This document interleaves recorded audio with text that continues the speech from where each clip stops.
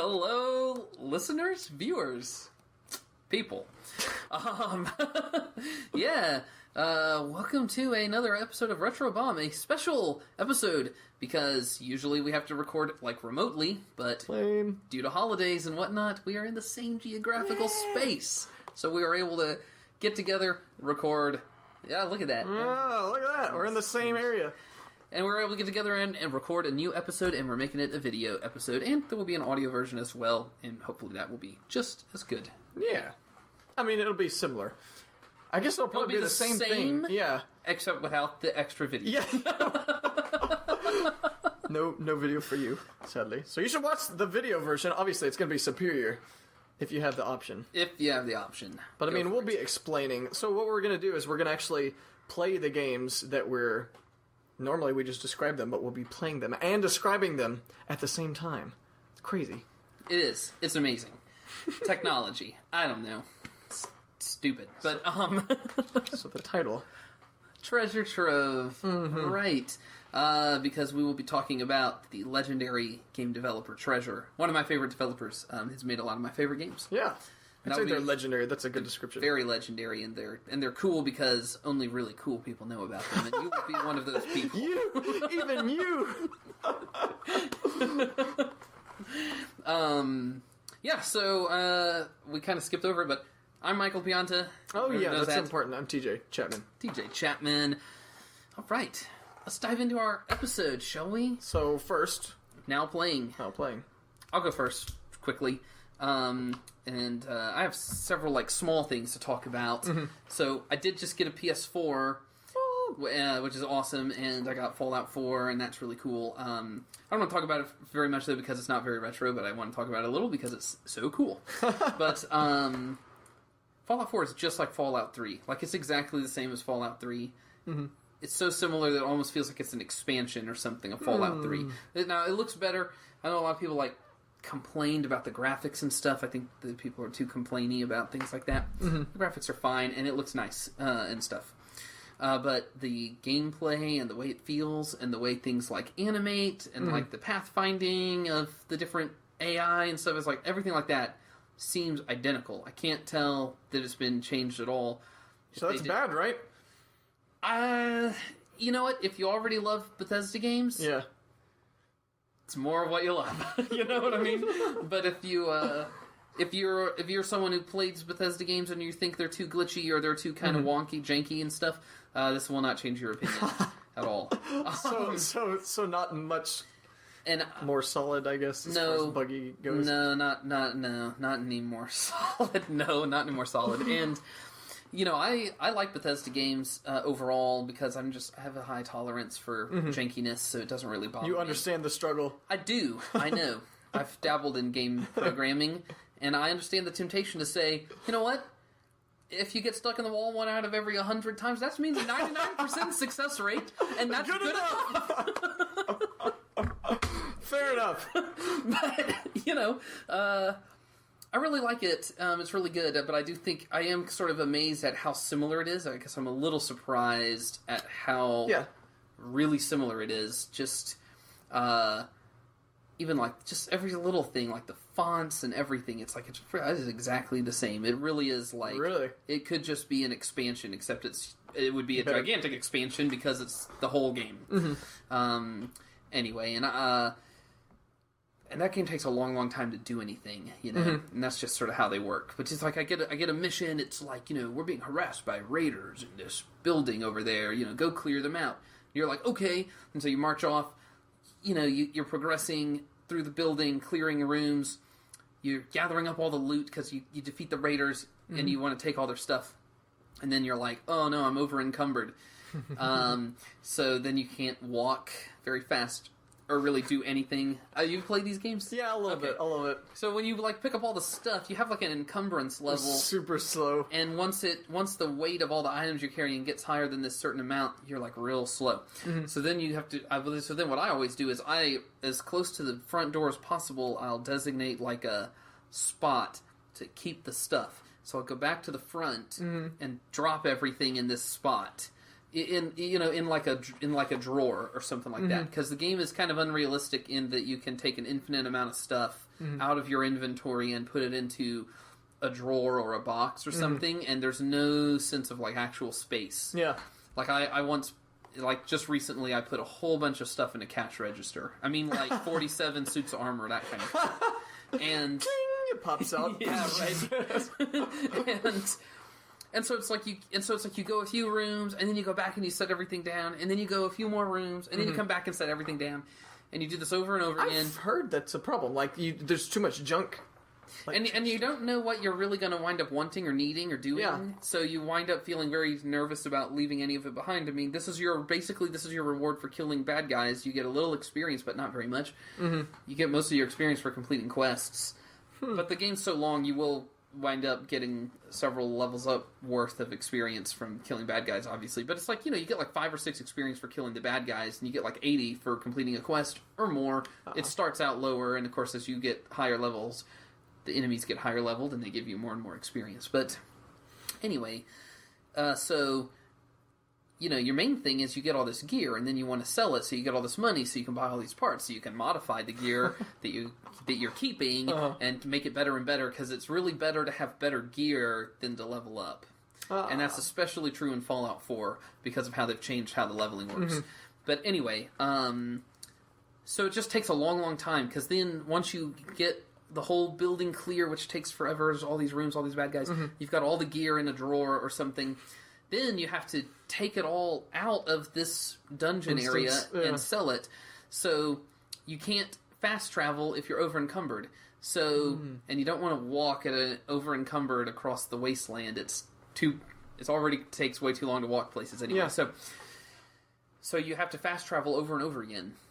So you'll like gather up everything to where you're almost over encumbered. You'll fast travel to a town or merchant or something, unload everything you don't want or whatever.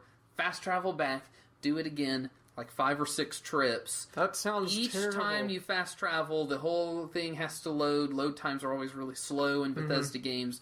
And so it's like doing one of these dungeons like this might take like 2 or 3 or 4 hours easy. So I've only done a few of that, is the point. I haven't had the system that long, so there's not that much to say. In any way, it's not very retro. But that's really the most exciting new game thing I've been doing. That sounds terrible! You just described... I've never gotten into those games where I was like, oh, Fallout! But that sounds terrible. Obviously, there's better things to do, but I mean, that's a part of it. There's some... That's like the day-to-day part of that game, but there's something else that happens in that game that only happens in like large open world games like that, and that's the part where you're in a town and a guy says, you gotta find my friend or whatever. They give you some generic kind of sounding RPG quest. I last saw him over at the abandoned schoolhouse to the east, and you say, okay, I'll help you, and you set out. And the sun is setting, and you're walking, and the shadows and trees, and just like the sense of atmosphere and place is really compelling. And then, maybe like you get attacked by wild dogs while you're trying to walk over to this destination, because you can only fast travel to places you've been. Okay, so when you get sent somewhere new, you have to travel on foot, make the journey. You're progressing kind of slowly. You're sneaking to hopefully not get ambushed by bad guys, but hopefully you can do the ambushing. You fight some... Like, I was doing this the other day. I was heading to a place, and I wound up finding a pond. And it's cool because this whole game, Fallout in particular, is set in this, like, alternate America. And so I'm, like, going through this pond, and the game, whenever you find a spot that's, like, a real location, the game tells you, you've discovered whatever, and it gets added to your map. So I'm going through this pond, and they tell me, the game says, you've discovered Walden Pond.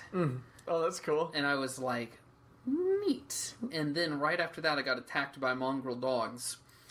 And I was, like, strafing around the edge of Walden Pond, like, shooting up these, like, mutated, dogs. And after I defeated them, I went a little bit up, and there was, like, a tent where, like, someone had been camping, and they had been, like, killed by the dogs. Oh, okay. And I was like, oh. And then I took all their stuff, and then So, like, kind of... Yeah. And there's something like but the downside of it, if you could call it a downside, is that if you get to where you're feeling like a hoarder about all the gear and all the things you could pick up, then it kind of becomes a real tedious game where you spend a lot of time like managing all this stuff. There are like tons of pieces of equipment and weapons, and there's a whole category of item that they call junk. And in the other games, there was no use for junk other than to sell it. And in most cases, so what I always did was I would always look at the weight to the price. Yeah. So I was looking for like a weight to price ratio, and if it was sufficiently lightweight relative to how much money it was worth, I would take it. Yeah. And otherwise I would leave it because there was nothing else to do with it, and it was just pointless to over encumber myself 3 pounds with a piece of concrete for one coin or whatever. Yeah. But now you can use the junk in crafting. Because they introduced this whole crafting thing, and you can build buildings, and you can do all this. Oh, I've seen that. Yeah. So now even the junk is useful. So now you really want. So everything. you don't want to. Yeah. So that's yes. I have been playing. Well, okay. I finished a game recently called For the Frog, the Bell Tolls, made by Nintendo in '91 for the Game Boy. And the cool thing about this game is actually a. It wasn't released in America. It was but a fan translated it. Some group translated it, and I was able to load it up on a flash cartridge I have and play on authentic hardware, which is awesome. But anyway, let me show you some gameplay because we're on the computer and we can do that right now. Go for it. Here is For the Frog Bell Tolls. It's a Game Boy game, and actually just loaded. I just got through the first intro part, so y'all can see. But it's a really neat game made by Nintendo. Okay, so 92. This game was made before Legend of Zelda Link's Awakening.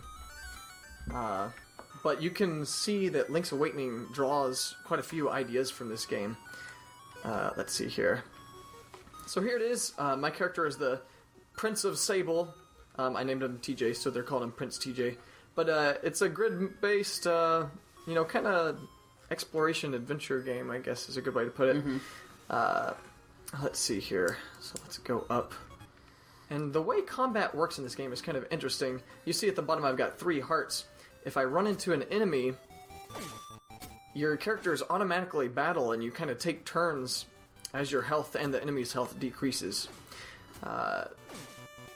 So it's not necessarily skill that the battles occur. It's more about like a puzzle-y, like you want to collect.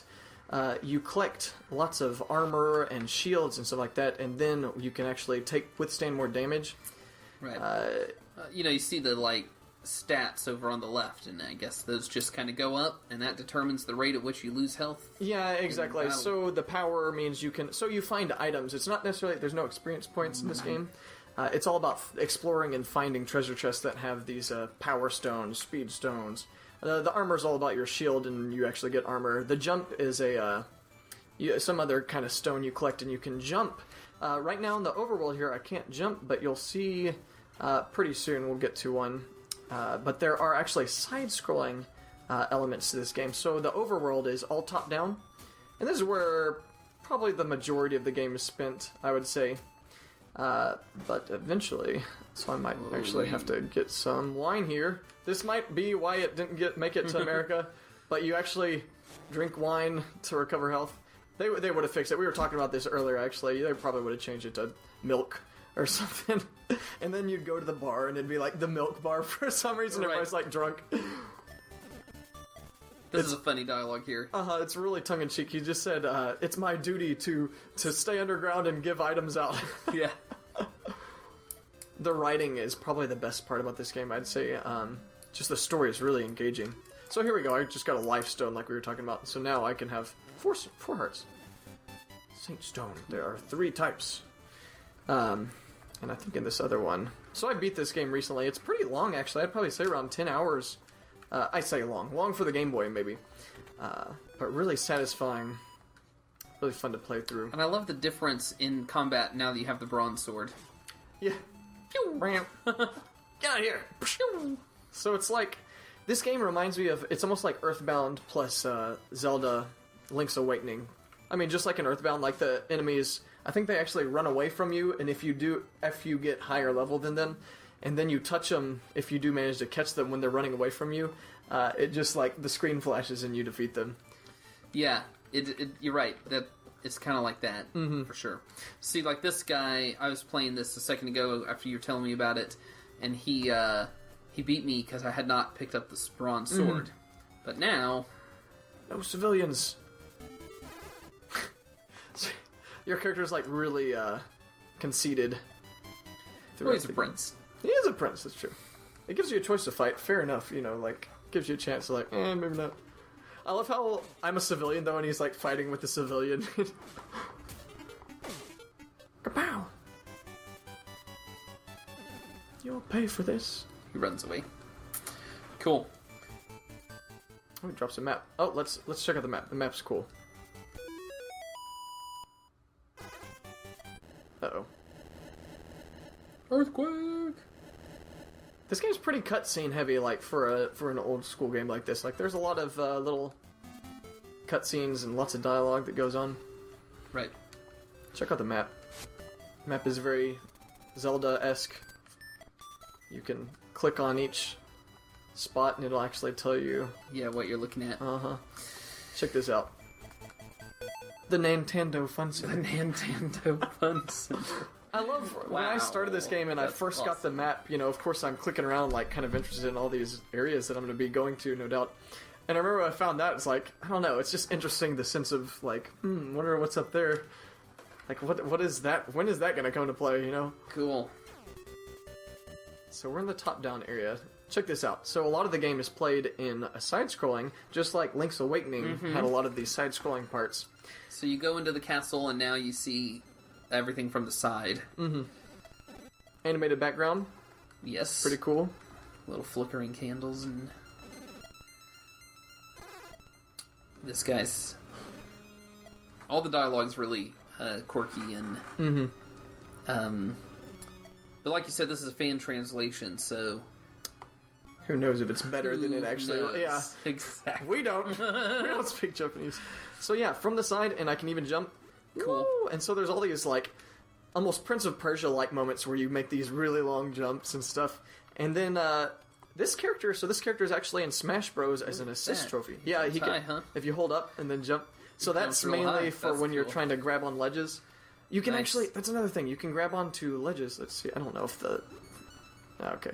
Well, he kind of grabs on the ledges. It's really cool, which is not common on these kind of games. Yeah. But this character's in Smash Bros. As an assist trophy, and he turns into a snake and a frog. And so that's the whole... There you go. Yeah. Grab the ledge and climb up. That's pretty cool. Good little animation for that. Yeah, it is, isn't it? He, like, steps up kind of... Yep. You can duck. Uh-huh. So you transform throughout the game into snakes and frogs and stuff, and the enemy in this game is a big snake, and so that's what he does in Smash Bros. Anyway. He turns into one of those, and then when he touches a fighter on the field, like the whole cloud appears, like it did just now when you're fighting in the game. Yeah, I've forgotten about that. Yeah, I remember now. It's a nice touch, but it's a really good game. I highly recommend it. It's good stuff. Very cool. Oh, show the map of the... Oh, yes! So yeah, a lot of the game is overworld, but check out how big this map is. And there's quite a few places in the game. Nothing quite like this. So this castle... It's... Yeah. Yeah, it's almost like Castlevania, like the newer Metroidvania game. You know? Right. You get items and you can progress in different ways. You actually return to this castle a good, like, 4 or 5 times throughout the journey. So what are the stars on the map? I don't remember if the stars... So there's no... It's not bosses. Like, there's bosses... Actually, I take that back. There's not really bosses. There's, like, kind of mini-bosses, I guess. The whole game is more about mini-bosses. Interesting. Kind of like the first bad guy that I just defeated, but without the bronze sword, he would have essentially been a boss, except you can't really defeat him. Right. He's a unique enemy and not just one of the random... Exactly. Like this guy, I can't beat him now. Because I don't have the right things. I've got $1 million I can try bribing him, but... Oh, what? A bribe? I don't like your attitude. And so I'm just gonna get whooped. Yeah.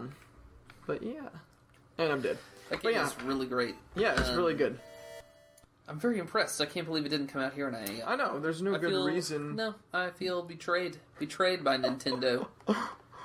Yeah. If you have an opportunity to play it, definitely try it out. It's really good. Yeah, I think I never heard of that game, but you were showing it to me just before recording, and I was super impressed by it. So that I mean, you know, they really need to release things like that on the 3DS Virtual Console. I think that would be perfect. Yeah. Perfect way for that game to get like a second life. And you know, I haven't played Marvelous. It's Eiji Aonuma's. What am I trying to say? Eiji Aonuma. Gosh darn it. It would be Japanese while recording the live video episode. Yes, Eiji Aonuma, the Zelda guy. It's Zelda Guy's... It's one of his... Not his very first game that he ever worked on or anything, but it's one of the... I think it's like the first game he directed or something like that. It's a Super Nintendo game, and it's sort another of fan translation game you'd like to get into. Exactly, and it's sort of a... it was never released in America, and it's sort of a adventure game, kind of like you're describing there, and with the very Zelda-esque art style, looks a lot like a Link to the Past. Or something. It does. The screenshots. One interesting thing about For the Frog Bell Tolls, the composer is Kazumi Totaka, who did who does all kinds of Nintendo games, but this is that was his third game, I think. He had this. First game was a game called X on the Game Boy. Second game was Mario Paint, which has an awesome soundtrack. And then third is For the Frog the Bell Tolls. Music in that game is okay. The main problem, it's really good, but the main problem is each track is like 10 seconds long, and it just loops and loops and loops. And, and you just hear the same thing over and over and over. I think the Game Boy has a lot of games that have that problem. That's true. Like, the quality of the songs that are there and the length is good, but it just is so grating after a while. But, oh well. I like the main theme. The main thing is good. Cool. Yeah, that's that game. I'm impressed. So I gotta play that. Yeah. Well, other than that, I've been playing, just to wrap things up, a couple of iPhone games. First of all, Cave, makers of Bullet Hell shmups. They have a game called Bug Princess, and it just got released on Steam. And when the Steam game was being released, to promote it, they made the iPhone version free, the iOS version. So I picked it up because I want some good stuff on my phone. I was really impressed at the quality of this port. I wasn't quite sure what to expect, so I was like, "Oh, free is the right price for this." But give it a go for free. Yeah, right. But I've been very impressed by it. I mean, just to describe it, it's it's like a bullet hell shmup. It's a very simple game in that way. I mean, if you think about the more sophisticated shmups, like Ikaruga, which we'll talk about later, or like Jamestown or something like that. There's not a lot going on in this game in a sense. It's like you just pick up the upgrades. It's a very linear upgrade path. There's no strategy to that. You always want everything. You know what I mean? And, so it's a very simple game in that way, but it just works really well on the iPhone.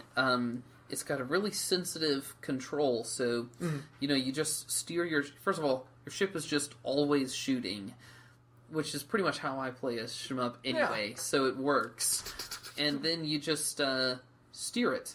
And so you just steer it around by sliding your finger over the screen. Real fluid controls, real variable speed, which works nice. You can you can get out of there quick if you need to. Yeah. Like get over to the other corner, or you can go real slow and thread your way through the bullets. The controls, they're better than they would have been on the arcade, honestly, because the arcade you had an 8-way joystick. You were either moving or you weren't moving. But with this, you have complete control over, essentially pixel by pixel, how fast you want to move. You can move faster than you could on the arcade game, even. It's a very, it's just a very impressive port in that way.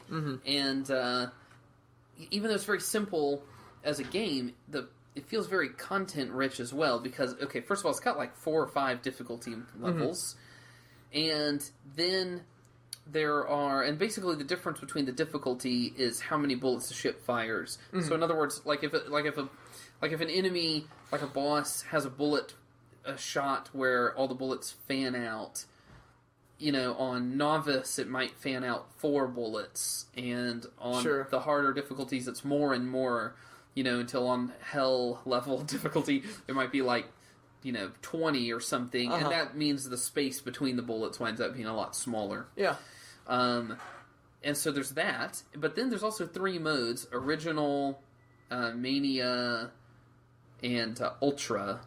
And those actually change the bullet patterns to be more intense. So they get harder and harder. Mm-hmm.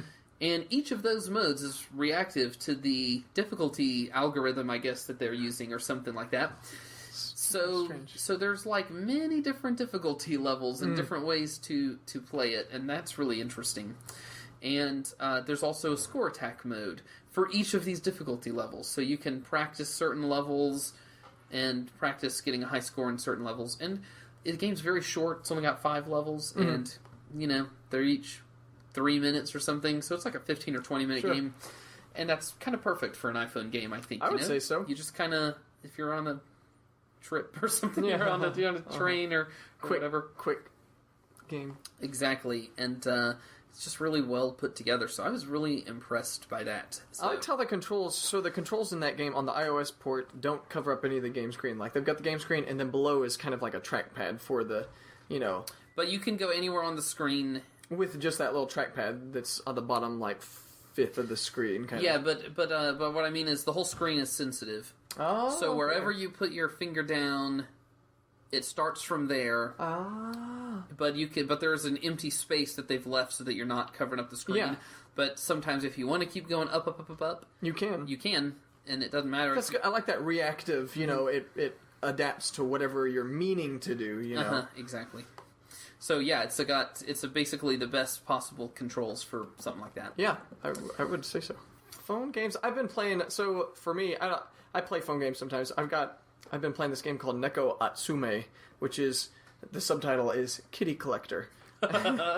This game is super chill. Like, this is a game that I've recommended to I've gotten my whole family into this game, actually. Like, my mom and Katie's mom and dad are playing it, and so we're all just talking about it. It's great. But what it is essentially you play as a crazy cat lady. You have your backyard, and you use silver fish to buy cat toys, and you put them out there, and you put some cat food out, and then you leave the game. You press home, you put your phone back in your pocket, and you don't do anything. Mm-hmm. There's no active gameplay going on here. Then, I don't know, whenever you think about it, an hour, 2, 3 hours later, you check your phone, you check your yard, and voila, you've got like a couple of cats a lot of times, And depending on the quality of the food you put out and what toys that you have out will lure different cats. There's about like 48 cats, I think, to collect. And so they come and they use your services, and they give you silver or goldfish in return that you can use to buy more cat toys or yard expansions even. It's Crazy Cat Simulator, the game. It's super chill, super I don't know. It's nice. Kind of reminds me of, well, I was about to say it reminds me of Tamagotchi. Yeah, a little bit. You kind of take care of them a little bit. It's just fun because you have a lot of normal cats. There's like 40, maybe 36 normal cats or so, and then you start getting these really weird cats. Like, there's this one that I've been trying to collect that my sister got, that she sent me a picture of, and like, oh my gosh, this cat's name is Mr. Meowgie. And yes. And you have to lure him to your yard. You have to buy this, like, it's a log that you put out in your yard that the other cats use as scratching post. But Mr. Meowgie will come and you'll check your yard, and he'll be out there with a katana, like, chopping. Nice. Mr. Meowgie. Yeah, wow. What a pun. I know. There's Joe DiMaggio, and if you put the baseball out, he's other. Joe DiMaggio. Oh no. It's just a nice, fun game to play, and it's one you can get anybody into. Like, I've gotten my, like I was saying, my mom's playing it, and like, it's just kind of a fun little bonding thing. Like, it reminds me of like back in the day before the internet, where someone would be like, "Oh my gosh, did you see this thing?" It's like, what? That's a thing. The old days when people were like, I was playing Zelda, and I passed through the wall in Dungeon 2, and it teleported me into Dungeon 27. I didn't even know there were 27 dungeons. And then this, like, blue dragon crashes through the wall, but I had picked up a laser gun, and you're like, you didn't. It can't be true. And then you go home, and you spend, like, 2 hours, like, running into the wall. Just like that. Kind of like that. That's the gist of it. Phone games. They're not all bad. onward. Yeah, into shall the we topic begin? at hand. Treasure. Treasure Trove! I've prepared some notes, shall we? Okay, this is the deal with Treasure. Here's the secret. So they were founded on June 19th, 1992. Oh. And they're all, the founding members were all ex-Konami employees. And I don't know exactly which Konami games they worked on. I'm not sure that anybody knows exactly, because in those Back days, in the day, they did not keep, the credits are not super clear who is doing they what. had like nicknames for They all everything. have nicknames and stuff. and like shortened versions of the names. However, the belief is that these guys were mostly working on some of the like Konami beat-em-ups. Ah. Some of the like really famous ones. No, I wouldn't expect that at all. And,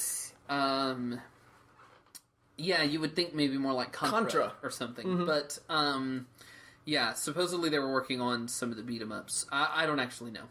But I do know that the founder of the company was Masato Magawa. I can't say these names. And that makes me feel bad. Sorry for mispronouncing your name. He's gonna be watching our podcast, Michael. He's gonna be like, what the crap, man? Flips his table. You know, I don't know. I was promised a discussion of my games, and I have my name insulted. Stranger things have been known to happen. Could we get like a takedown notice from an angry Japanese old I think treasure that's technically possible. I don't know.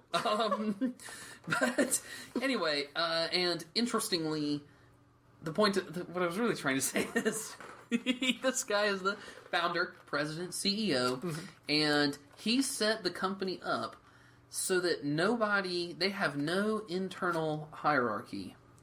It's a very unique structure of a company. For Japanese especially? Yeah, and for anybody. So he is the president and CEO, but even he worked as a programmer on their games up through Mischief Makers. That was the last game he worked on. And then ever after he was listed as executive producer. But they don't have permanent directors, permanent producers. People fill those roles on a project-by-project basis, and then they go back to being artists or programmers on the next game. Wow. And they just rotate. It's like they take turns. Too cool. And so it is a totally democratic, no one is really the boss of anyone kind of thing. I mean, you're the head of a project, a certain game, and then when it's done, you're not that guy anymore. What an opportunity to have to just work there and then get put on some cool project. And so I find that to be really cool. And they're a small company. Estimates range from like 20 to 40 people, but they contract with others whenever they get a big project. So it's kind of misleading, because if they get like a big assignment from Sega or whatever, they get developers from Sega or something that work with them. Stuff like that. But and they do a lot of they're one of those companies that kind of alternate between doing licensed games and original titles. They're kind of like Way Forward or something. Yeah. They're like the Way Forward of Japan, except older and more legit in every conceivable way. Sorry, I like Way Forward a lot too. I apologize, Way Forward guys. Anyway, Way Forward guy. Way Forward guys like, oh man, he switched this off. Anyway, I think that's really cool, and I think a lot of times I think about like the indie scene, and I think, how can the indie scene grow to where they're making like more like what you might call like mid-tier games? And I think this company points the way to that, because this is like a company that has existed since '92 as a team of like 30 people, so it's more than like 3 or 4 people. Yeah. You know, It's not a garage. and yet they don't harden into a hierarchy that like crushes the creativity of anybody. So it's like they avoid that. It's more, they kept that collaborative spirit, and everybody is like working on projects together, doing whatever their expertise is, taking turns in director chair and stuff like that. And I think that is a smart way to structure a creative company like this. Sure. Shows a kind of, it kind of makes me think of Valve also, although Valve's even more totally structureless, so I've heard. So anyway, that's very interesting. And in case anyone doesn't know, what kind of game is Treasure known for? Basically action games. Arcade action games usually with very intricate and kind of innovative gameplay mechanics and gameplay systems that are really well thought out and reward expert level play. So that is like big picture overview of Treasure, and we're going to talk about a lot of their classic period games from the 16-bit era, and we're going to talk about some of the games from the 32-bit and whatnot era. We're going to actually play a lot of the 16-bit games.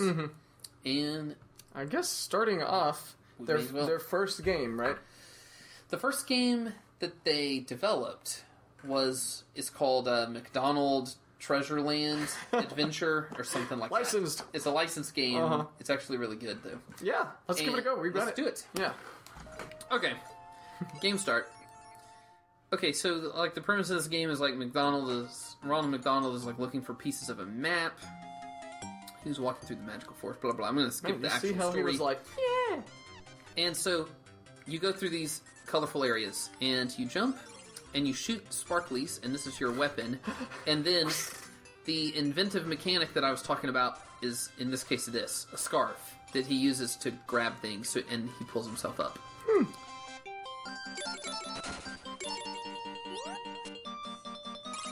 So let's see here. I love the graphics. Like, they're so... It's like almost Sonic. Yeah, it's a very cool... So here's this little handle up above my head.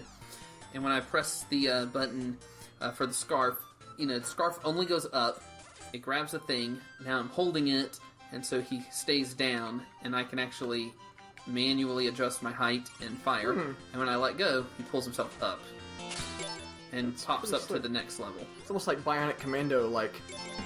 Sort of, only without the swinging, really. Sure. But they get a lot of use out of this, and it's, a simple thing, but,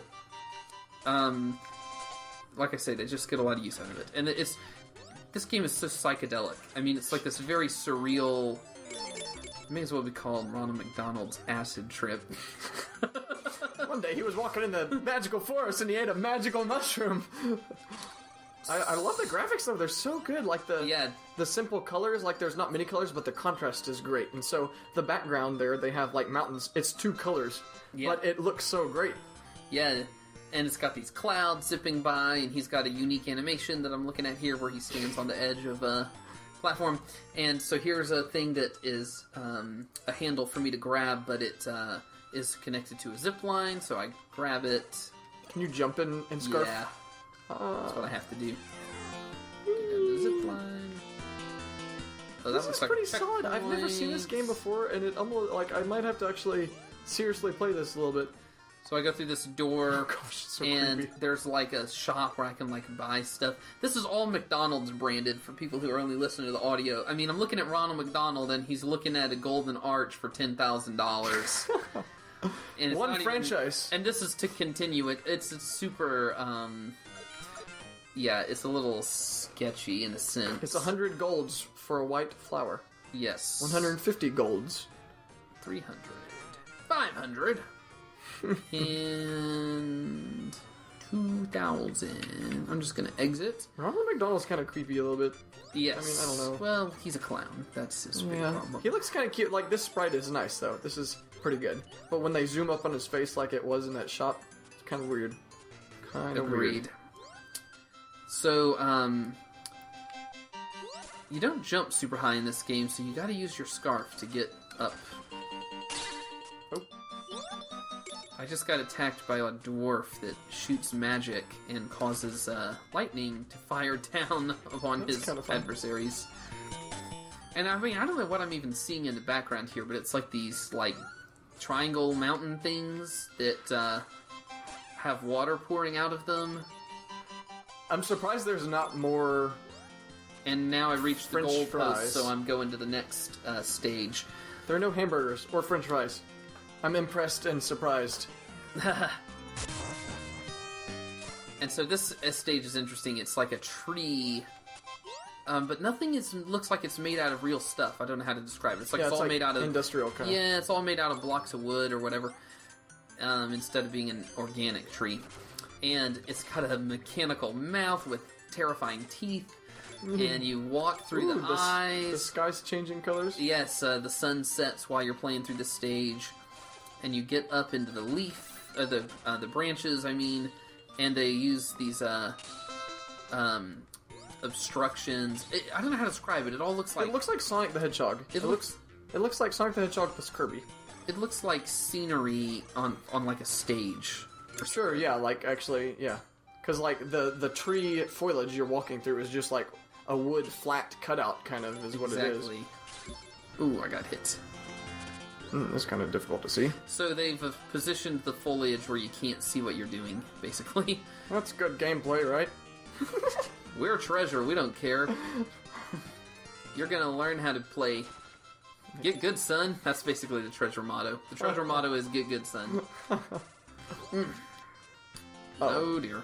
Of course, because that's how water works. Okay, well... Okay, I died. Because I'm incompetent at playing a Ronald McDonald game. So I rented this game when I was a kid because it's got actually a really colorful and exciting cover art. And I was real impressed by it. And that was sort of my first... I did not, until later, really put together that this was a Treasure game. But I always remembered it. And I would always tell people, you know, secretly, there's this really good McDonald's game that is on the Sega Genesis. It's like, you don't want to say anything, but I don't know. Yeah, so that game is something else. It's pretty cool. That is pretty cool. I'm impressed. That was their... I might actually give that a go. You should, because it's actually surprisingly good. And that was their first game that they developed. However, the release was delayed. And so, even though it was developed in, like, 93, it didn't release until 94, I think. So, what actually came out first was Gunstar Heroes. Oh, yes. Which is now, of course, you know, probably the game they're most famous for. Yeah, I would say so. I'd say that's that's my favorite game of theirs as well. I don't know. Let's give it a go. Let's do it. This game's 2-player. It is 2-player. I'll take my... Gonna do that co-op. This is jacked up. We're playing on Super Nintendo controllers. Disapprove. Okay. They work pretty good for the... No, they work fine. So we're actually going to play through a little bit of this, but we actually recorded a gameplay, a full playthrough of the normal difficulty. Yeah. And if you want to watch that, that's on YouTube. Somewhere. It's on our RetroBomb podcast YouTube channel. Excellent. Which will exist soon. Nice. I didn't realize. But yeah, so this is a... Here, hand me that one. What? I think I need to be on the left. Uh-oh. We might have problems again? Oh, wait, no, I need focus. There we go. There we go. Gunstar Heroes. Yeah, it took us a while to get through this one. It's pretty tough. Yeah, we died several times. It wouldn't have taken... We had allocated a certain amount of time that we thought it was going to take, and it took longer than expected because we died more than expected, but... So this came out in 93. This is actually the first one that was released. Yeah. Correct. So this is cool. You can choose from free shot or fixed shot. Well, okay. So this game is very Contra-esque, kind of. It's like a shoot 'em up. You'll see shortly. But you can choose from free shot or fixed shot. I'm going to do fixed shot. Usually I prefer free shot. But free shot, you can run around and shoot in all the different directions and move while you're shooting. Fixed shot is when you're shooting, you stay still planted, and you can aim in the 8 directions. And then you have 4 weapons you can choose from. The first one is the Force power-up. It's kind of your standard machine gun, go straight. Lightning, I don't know, laser beams. This triangle right here, this is the Chaser. It homes in on enemies. And then the Fire is a very short-range flamethrower. The cool thing is you can get 2 power-ups, though, and combine them to be a kind of a combination, I guess, of the 2. Different effects. Very Mega Man-esque right here. You can choose your starting level. I guess we'll start with the Ancient Ruins, the first level, and it's a really good first level, and it's a good representation of what the game is like, I think. I agree. So TJ's the red guy, I'm the blue guy. You can jump, you can tackle in the air, you can shoot. TJ is stuck when he shoots and he can aim, and I am not. Shooting. Because I chose free mode, free shot. And then, you start going forward, and at this level, it's like this kind of foresty stage with these kind of villages and stuff. Let me get that. So here we go. I've got flamethrower right now, but if I grab the Chaser, I'm going to have like a little... It's kind of a bomb that I'm shooting that explodes. It detonates once it makes contact with somebody, or when I let go of the shoot button. And I picked up the Force shot to go with my laser... And now he shoots like a machine gun laser type weapon. This game is so good, though. It really is so good. You can also grab enemies when they come up to you by using the attack button, and that can often do a lot of damage, like more so than... Yeah, than actually shooting them. Yes. So here's our first little mini-boss guy that we just dominated, because we've been playing for a bit. And here's the first proper boss. It's like a big plant. We're gonna kill it in record time. Watch this. It's dead. Papillion? Yeah, it's like a big plant thing, and it shoots all that pollen, and some of the pollen into caterpillars. turns into big caterpillars. Okay, here we go. Here's the chaser. Check my force. I've got the force plus chaser, which I have to aim in the general direction, and then it kind of hones in from there. If I get double force, then I've got a more standard gun. I guess I'm going to stick with this one. The chaser, you don't have much damage. It doesn't do a whole lot of damage a lot of times when you use that one. Yeah. It's pretty... I just swapped out my weapon also for the laser paired with the... short-range flamethrower. With the flamethrower, and the result is this almost like a... lightsaber! Sort of. Your gun shoots out this short, continuous laser beam, does a lot of damage, and you can just kind of swing it around and hit guys, and it just does a lot of damage. Mm-hmm. It can actually absorb bullets as well. Not all bullets, but some of them. A lot of them, yeah. You see, as we're going through, there's just so many little... I don't know, so many explosions, so many particles, and then, I don't know, there's a lot of variance in the game. This is not just the first level, like, all the levels are they have so many different, unique things going on. Here, I'm gonna grab that too. We'll be lightsabers. And so it's like, oops, sorry. We were climbing these, I was only thrown into a pit by my ally, quote-unquote ally. It's easy to do. Anyway, so it's like, you were going through this kind of forest, villagey type area, shooting a bunch of guys, and now you're climbing this kind of pyramid thing. Mm-hmm. And it's just an example of how this game kind of changes a lot. Yeah, we go 3 hearts. So see, the hit points are interesting. This isn't like your typical Contra, you don't have like one hit and you're dead. You've got kind of hit points like an RPG or something. That's true. I mean, enemies are the same way. Contra is definitely the best comparison to make with this game, but yeah. Contra is like a very simple game in a sense, whereas this game is really quite complicated. Mm-hmm. And even to the point of being like confusing at first. I remember as a kid being like almost overwhelmed by it. These guys spawn forever. I think these characters just, they keep spawning. Second boss. This is typical Treasure kind of thing. Lots of bosses, just every few minutes a boss, another boss. Oh yeah, that is very Treasure-like. I mean, they're bosses every... Like, this is the first level, and we've already fought 2 little mini-bosses. This is the first real mini-boss, I guess. No, that other guy's a mini-boss. He has the whole boss introduction. Oh, he does.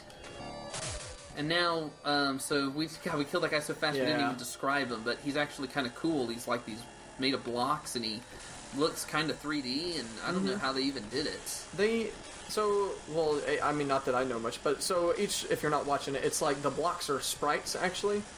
But the cool thing is, and this is common for most of their bosses in this game, is all the bosses are made of multiple segments. So instead of having one giant sprite, like some 40 by 40 pixel sprite, they've got, I say 40, maybe more like 60 by 60, but instead they have lots of 16 by 16 sprites put together, and they have like 4, I don't know, like 10, 15 segments to make up arms and legs and heads.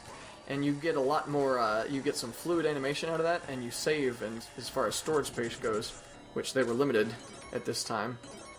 Oh, okay, so I've got, we don't want the same weapon. Here we go, I'll get that. Sure we do. Well, I'll get this one. So this one's interesting. I got Fire and Follow, which lets me, it doesn't actually home. I control the fire here with my joystick when I'm staying still. When I'm shooting it. I got Laser and Chaser, which is actually one of the most useful weapons in the game. It just flies at an enemy on the screen and then just sticks to him and just keeps doing damage and just keeps hurting him. You just have to worry about avoiding fire at that point, pretty much. Yes, exactly. And here comes the proper boss of the first level. I'll spell my name. T. Jake. Oh, here they come! Isn't that nice? Oh, yeah, wow, you were like careening out of the forest. Cool. I like this, I like this boss that kind of... Oh, shoot. I'm attacking. The one thing you gotta be careful of with the homing laser... Oh, yeah. Is that it can attach to the wrong spot and not do damage. Because it's attacking the wrong thing. Hey, do you have this down kick that I have? I don't remember using that last when I was your character. Do you have that? No, wait. Well, you weren't my character. Or, yeah, well, I was the regular guy, not the fixed guy. And now I have... I have a down kick. Like, if I do down kick, jump in the air, I do, like, some kind of little flying kick. It's awesome. You have it? See? Can you do the tackle? Yeah, tackle is that high kick, but if I do down, then he kind of forces himself down. It's really cool. So that's really interesting. So there's even more variety in the moves of these characters than I realized. That's just a really good game. Really cool. This is my favorite Treasure game. It's a very good game. Yeah. I mean, look how much personality. Like, the characters, that's not just a first boss that you see and forget. Like, these characters come up later on in the game. And all of the characters, all the bosses do that. They have many cameos and stuff. Yep, for sure. They blast off each time you defeat them like that, too. It's just a really, really well put together game. Mm-hmm. And, highly recommended. I don't know. Good stuff. Yeah, 93 Treasure. 1993 Treasure, and like we said, McDonald's Treasureland Adventure actually released in 1994. And also in 1994, Treasure's next game came out, which is Dynamite Headdy. And this game, it's like if Gunstar Heroes is kind of hectic and chaotic, Dynamite Headdy is so visually crazy, I have trouble playing it sometimes. And it's an action game. It takes place in a world of puppets, and your character, his name is Headdy, and he can attack by throwing his head, basically, and he can swap his head for all these other heads that have all these different powers, and that's how you get all your different weapons and stuff. Cool. And it's pretty interesting, so we shall check that out. Another cool 3D FX logo. I know. So stylish. So all these games are Sega Genesis games so far. Mm-hmm. Yeah, they're very heavy on the Sega, huh? Yeah, they mostly only would work on one platform at a time back in the day. So here we just looked at the intro to Dynamite Headdy. Swap those controllers around. So there's another game where it's kind of on a stage. Yes, this game looks very similar to Ronald's Treasureland, whatever it's called, McDonald's Treasureland Adventure. Mm-hmm. Like I said, it takes place in the world of puppets. All the characters are supposed to be puppets and toys and things like that. And the whole game has this kind of none of it's real quality to it. You know, fake backdrops, fake. It's all like a stage or whatever. Mm-hmm. And I'm going to skip the intro just so we can get on with it. So you get kidnapped and you have to get away from this guy. That's so colorful. And he is chasing you, and you and some of the other puppets are running away. This guy is taking all the puppets in Puppet Land. So you attack by 8-direction attack. You throw your head. It's pretty weird. So why is he called Dynamite Headdy? Does he explode? Well, I think one of his heads is explosive. Okay. His name is Headdy. Headdy. So he's Dynamite. So maybe he's a dynamite dude. He is Dynamite. I like how the art style, so they don't have any black, they're not black outline like most games of this time would be. It's more shaded, like the colored outlines aren't black, like they're actually like the green outlines for the grass and everything. Yeah. Good point. Makes it look really nice. I'm constantly amazed by like what they, art-wise and graphics-wise, they do. So, we just went through a section that was like forced scrolling, and then the whole stage like fell forward as if it was all a fake prop, and now this like cat puppet is gonna fight me. Oh, so Japanese. What is this? There's like the Contra guys or like Arnold Schwarzenegger or something just like pulling the... And look, he's pulling in this amazing, ridiculous background. Oh, this is so weird. This game is very strange. How did this get released in America and not something like For the Frog the Bell Tolls? Like, tell me. Well, some of the answer to that has got to be Sega, right? Oh yeah, absolutely. I mean, they recognize a good game, but yeah. Dear goodness. It's just very difficult. I've always found this game to be very hard to avoid taking damage. And and my health is very low right now. And I'm gonna die. In the very first real fight. His arms and hands look like Twinkies. The enemies does. Oh, his head exploded! My head exploded because I died. You gotta know exactly what to do. So I'm gonna jump over him and then I'm gonna run under him. I figured that out last time. Can you attack him when he's... I can attack him right now. Okay. And that's how you do it. Because then he charges up again. Okay, so that pattern's the same every time. Yes. And then he runs at me. I jump over him. I duck under him when he bounces off the wall. I stand just here to avoid the bouncy things. Oh, you still couldn't attack him then. There we go. Can you do it again? And that was it. He's very weak. I just suck. Well, cool. Let's see if we can get through just a little bit of the next stage, because that was just the intro, and it's really nothing like what the real game is like. Sure. It's more of a platformer. It's more of a platformer, right. And, idle animations. Yes.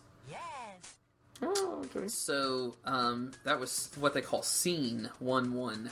And now, you go to this town where all these other puppets are, and you can actually go into the buildings, and there's a head case. Yeah, there's an object called head case, and that's where all the other heads are that you can swap your head out with. They're stored in the head case. Get it? Get it? This game's so ridiculous. So funny. Yeah, so funny. Oh, are you saving him? So see, I swapped out for a different head. Oh, it's a test. Like, you can try it out, I guess.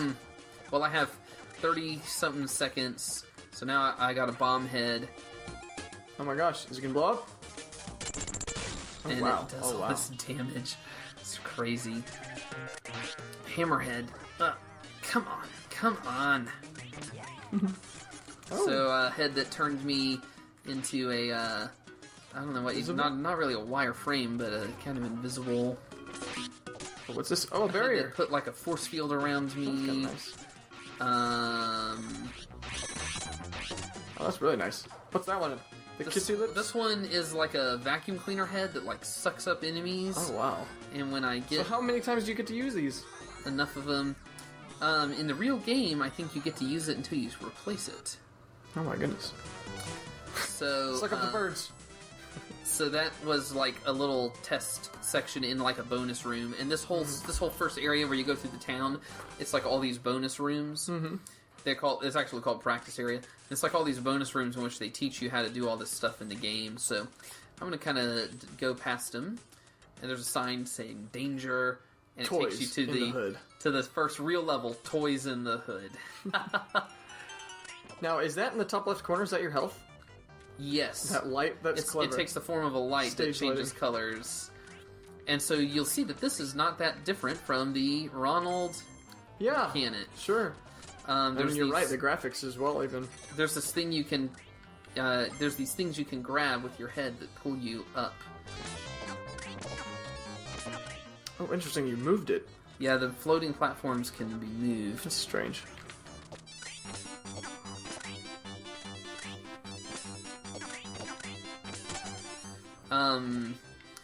Everything is being held up with ropes. Like, this whole game has this, like, none of it's real quality. And then there's this spinning ball that I can push, and it crushes things beneath me, and... Shoot. Oh, and here I just got the hammerhead. It does a lot of damage. So there's, a lot of Sega Genesis games, it seems to me, have this quality of having these kind of, like... meandering level design. It's very different than how like Mario levels are designed. I agree. You know, like they're more expansive and not as focused, I guess. Yeah, I just picked up a head that lets me run and fast and jump high. It's just pretty interesting. And here's a guy who's harassing some toys. He's got him in a cage. I knock the cage down, and then I attack the guy. He's a strange little robot toy or something. That's strange. It's toys in the hood, man. Toys in the hood. And here's the head that makes me small, which is necessary for going through some small areas like this that we see here. So as you can see, this game is just all over the place. I mean, what an inventive game. Treasure just refuses to make normal games. It's just not a thing they do. They don't just do what other people are doing, you know? Just like Gunstar, he's got different segments and everything. Yep. These little... It's like a preferred technique of theirs. Absolutely. Imagine if they'd have to make a sprite as big as a screen like that and make all these other frames for his leg it wouldn't moving. even work. Yeah. I mean, it probably would not even be possible on the Sega Genesis to do that. I don't know what that would mean for the Sega Genesis in terms of RAM and all of that. Giant sprite with all those animations. Cool. So I got a key, and that's the premise of this game, is you're getting all these keys that let you go to the evil puppet king's castle and unlock the gate so you can go in and save all the kidnapped puppets, and that's the idea of this game. It's very insane, and it's full of amazing graphical tricks and stuff. Just like most of their games, it seems. Yes. So, anyway, that's Dynamite Headdy. So what's next? So next is Light Crusader, which is a unique game from Treasure. It's pretty unusual for them. It's an isometric action RPG. It's the only game of that type that they've ever made, and it also has a kind of a Western art style, so it looks much less insane. It's much less of a crazy. It's much more kind of normal looking, which I think works to its disadvantage a little bit. Oh, really? Well, we'll see. It's an interesting game. It's less amazing than some of their other ones. Like Dynamite Headdy, even though, as you can see, I'm bad at it, I really respect that game for being just off the charts inventive. Sure. But here's Light Crusader. This looks more like something a lot of different developers could have made. Sure. And it's got a save file. That's cool. Yes. And look at this. Very Western. Very Western looking. Their eyes aren't like this big. It's got a long story that we will hopefully skip. I am going to try. Ooh, Konig Ishida. Yes. Now that's a familiar name from. There's Magawa, the president, listed as a programmer. That's cool. Supporter. That was his job title. Yep. Supported him and also. I mean, it's just sort of like, I wouldn't call this good art, really. You know, it's got kind of a generic Western art, and they're trying to show in a conventional way the texture of his armor and stuff like that, and it just doesn't really work because it's just too pixelated and all of that. Sure. You know, we're still looking at the intro, just seeing these screens scroll by. Once we get into the actual game, fares a little bit better, you know, because they're smaller sprites and stuff. So anyway, here goes the game finally. Green row felt odd. Oh, look at his little idle animation. Yes. The townspeople seem to be frightened of something. Oh, this would be one of those games that takes like 40 minutes to get started. Sir David, I'm pleased to see you. That's your name, Sir David. Because, wow. You've traveled a great distance.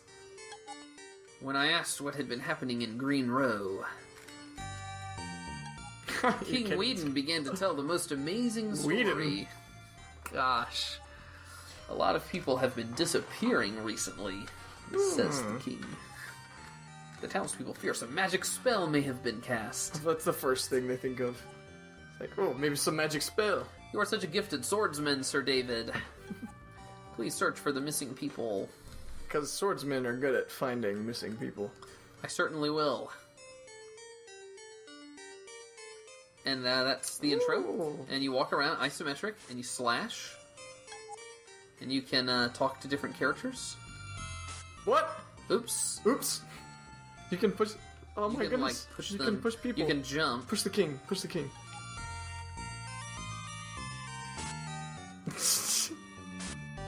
You can push the people around. You can slash them. You can talk to them. You can leap down the stairs. Whoosh. That's kind of cool. And the sprites are smaller than I expected. Yeah. It looks... I don't know how to describe what this game looks like, except maybe to say it looks kind of like Baldur's Gate or something like that. Oh, yeah, okay. Like a very Western-looking... colorful Diablo, RPG. Original Diablo. It's not that colorful, though. It was much less colorful than other Treasure games. Oh, yeah. So there's all these people to talk to, shops to go into, and I can't remember if I have to do that to get into the dungeon, or if I can just go. But this first town is like multiple screens in size. Pretty big. His walk is kind of interesting. He like kind of jerks forward a little bit. Can you jump on a cow? Yes! It looks as though I can stand on cows. That's pretty cool. So, this is so interesting after Dynamite Headdy. It's so different. It's Yeah. very different. So you go through the town, you go into the graveyard, and I think it's in the graveyard that you find the entrance to the... They just did not like doing the same thing. More than... I might be misremembering. There's like a button over here. Where? There's a button right above you, right there. Here? Do you see the ground texture is different for some reason? It's like a square.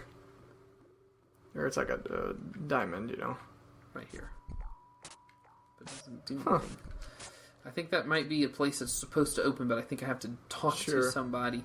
Well, I'm having trouble remembering. Well, I don't know how long we want to spend on this, because it is an action RPG, it's one of those deals where potentially you have to do all kinds of stuff to get it to start. It wasn't one of their more well-received games. It's not one of their more well-received games, that's true. Mm.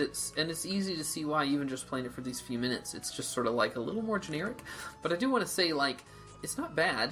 The controls are functional, responsive. He's got 8-way movement, that's cool. He's got 8-way movement. There's no grid here. And he... you can run? Can you? I saw you break out into a run all of a sudden. Or maybe he was just changing direction and it all of a sudden looked like he was going to run. You get gear, you get magic, and when you get into the dungeons, you fight the enemies, and the combat is simple but rewarding. It feels good to slay the bad guys, Cool. So it's an okay game, but it's a little kind of like odd somehow, Yeah. Especially given the rest of Treasure's repertoire. Sure. I can't even remember how to get into the dungeon, and I would have to talk to all the townspeople and stuff. Let's not do that. And let's just move along, shall we? Yeah. A pretty intriguing game, though. That is intriguing. And if you're a fan of action RPGs, give it a shot. Because you can do worse, for sure. But I would say in general that, like, Landstalker and Beyond Oasis are better games in this style, and there's a Zelda clone called Soleil that's actually pretty interesting. So this game is more, I don't even know how to describe it. It is like a Western RPG. Fair enough. So next, let's do Alien Soldier. Yeah. So Alien Soldier did not come out in America except on the Sega channel, which was Sega's like cable channel satellite thing. Nintendo had that, the Satellivision. There's a 16-bit remake of the original Legend of Zelda for the Satellivision. Yeah, isn't that cool? That never released. I feel utterly deprived. Have you seen it though? Your character, he's got like a baseball bat, like a baseball cap. No. Yeah, he's like really. It's not Zelda. Well, they ruined it then. There's mods. So TJ's going to play this game. Alien Soldier is another action game. Like, you should change the difficulty, but that's fine. Oh gosh. Well, no, it'll be even funnier. This game is flipping hard. This is one of the hardest games I've ever played, and I don't think we're going to clear the first boss. Nope. And this game is basically just one boss fight after another. It's just one ridiculous boss fight of incredible difficulty after another. So this is not the way to win, but I'm going to choose different weapons than I... Yeah, it's good to just show them off. So Yeah. you pick 4 weapons. You have a pretty intricate and so complicated control system for this game. This game was released in '95, and I don't know why they didn't release it as a cartridge, unless it was just because it's so hard. Yeah, I don't know. It's a cool game, but yeah, I mean, it's hard. The graphics are great. Oh yeah, it's a beautiful, just like Gunstar, game. 60 frames a second. I mean, so many particles. For some reason, you can change all of the little windows at the top, whatever. Yes. Type 1. So here's my control test here. Yeah, you can jump. You can hover in the air by jumping again. Mm-hmm. You can dash like that. They call it the zero teleport. You can deflect bullets by pressing the attack button twice rapidly. Yeah. And of course you got your weapons. And this game also has the free shoot and fixed shoot modes from Gunstar Heroes, except you can swap between them on the fly. Mm-hmm. So that's pretty interesting. Yeah, that's much better. I wish Gunstar had something like that, because they're both useful in certain situations. So let's give it a go. Only it's actually a little different than Gunstar Heroes. Yes, you can actually strafe when you're... Mm-hmm. So let's see, I'm in fixed mode right here. Let's just change it, though. So this way I can strafe around. Yes. Oh. Now, one thing that happens in this game is you run out of ammo. It's just surprisingly fast. Oh, man, I can't get Yeah, we missed ammo pickup on accident. That's okay. Is it? Well, it's gonna be the downfall of me. If that happens, I'll be surprised. I think he'll die from general. Just general death. Oh, I didn't mean to change my weapon. Well, this weapon is not that bad, especially against this boss. It's sort of like the homing weapon in Gunstar Heroes. So, I'm like, 30 seconds in or something, and I'm already against a boss that's probably gonna kick my butt. Yeah, that's right. The levels are very short, very simple, very kind of easy. No. And then you're out of ammo. You gotta swap. Shoot. Man, that box really misses me. I know. They put these boxes in this first arena as if just to really mess with you. This bullpup. Look how much damage I've done. Yeah, I know. And you're dead. And I'm dead. It's crazy hard. And then you get a game over because you have one life, and then you have to continue and restart the stage. I'm gonna try and see how this goes. So continue. I want to like this game. I do too. I want to play this game. I know exactly what you mean, man. It seems like a game that I should like. It's just so hard. But I have almost never played. What the heck is that? Is that different? Oh, shoot. No! Just... I ran out of ammo, and then I couldn't... Yeah, the ammo thing. I ran out of ammo, and then I was surrounded by enemies, and I had trouble switching weapons in an efficient way because I panicked. And then you can see how if you were just really good and just stone cold, that wouldn't happen to you. You know what I mean? You just stay calm and switch weapons, and it wouldn't take that long. If I played enough, then it... But there's the entry level so high that I almost don't want to... I'm not interested in spending the time in it just because it's so brutal. That's right. That's exactly right. It's such a brutal game that it's why would I even bother learning to play it at the level I would need to play it at? Mm-hmm. There's other games that are immediately fun and accessible, right. What's the character's name? Oh, Epsilon Eagle. Yeah. It's like a Mega Man boss. Epsilon Eagle. Dear goodness. I died. Yeah, you see how much health? We did 1/10 health. I did a terrible job, though, because I did a bad job in the main level, and I never really recovered. That game is just really, really, really hard. It's such a hard game. But very treasure-like. Very treasure-like, and you know what?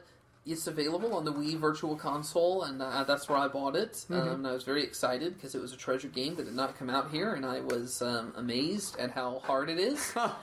And if you're really serious about playing it, I think your best bet is either to do an emulation run in which you save scum your way through it. Oh, yeah.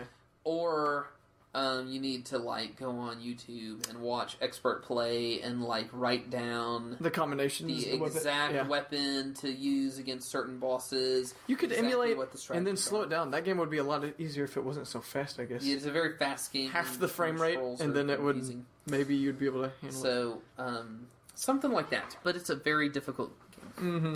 Super difficult.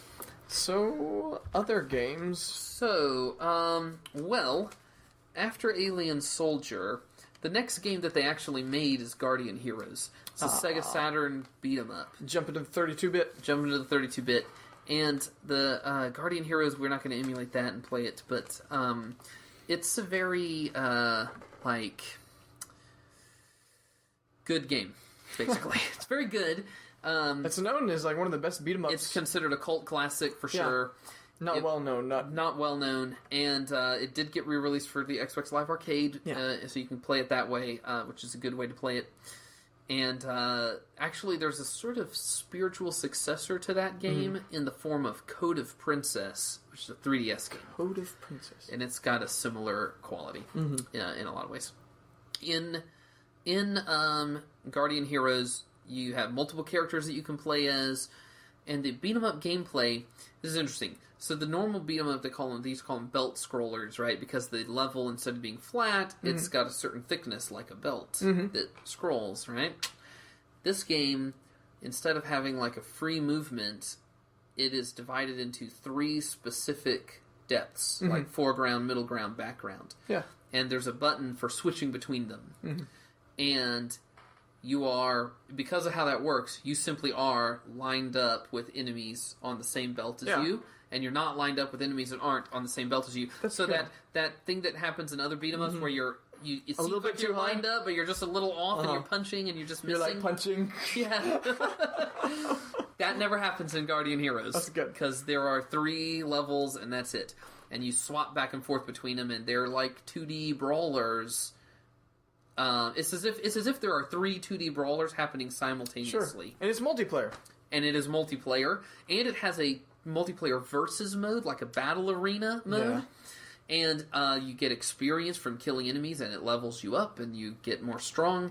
So it's got these RPG elements. Yeah. And at the end of levels, they ask you things like, the guy escaped. Should we pursue him, or should we continue on our quest to the graveyard, or whatever? And so it's all this branching stuff.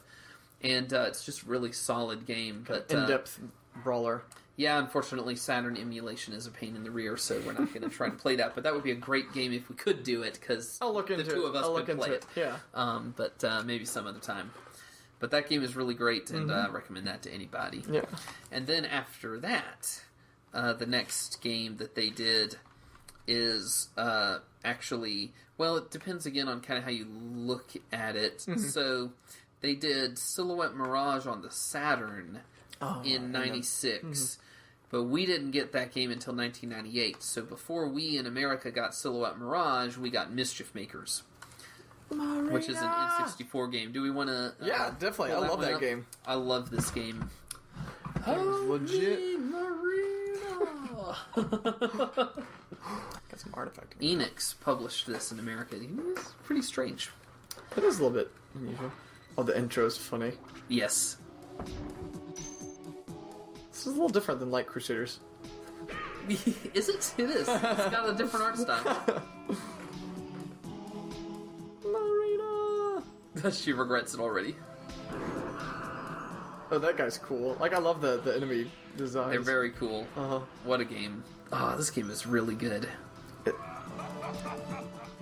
forgot how Japanese this game was. This game is super wonky. This game makes... I'm going to skip the intro so we can get on with it and all, but... 97. So, I will give myself the name... Clabo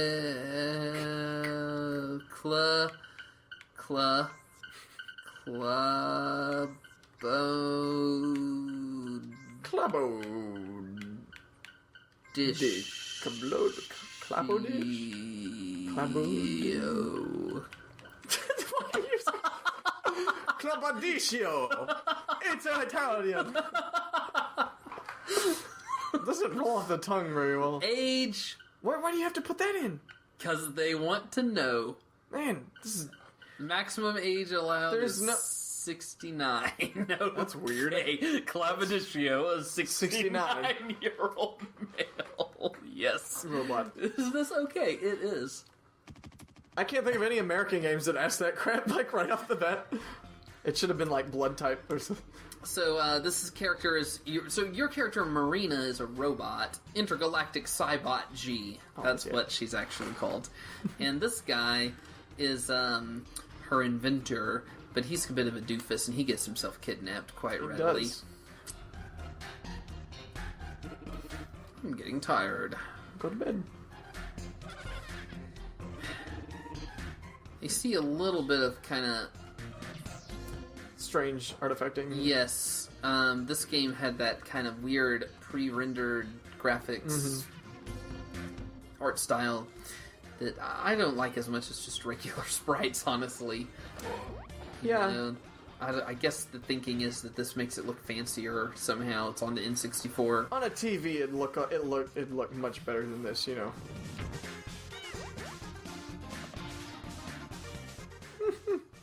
These guys kind of remind me of the guys from Gunstar Heroes, like the yes little robot. Actually, goonies. One of the things I was going to say is you see a lot of aspects of the other games we've looked at in this game in just a subtle way. Sure. So, like, these guys are kind of like some of the characters in Gunstar Heroes, I agree.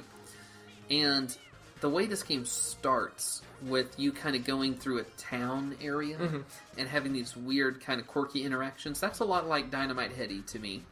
I kind of skipped it, but there's a lot of like doorways and stuff in that first practice town where you can do a lot of bonus content, and there's some of that in this as well.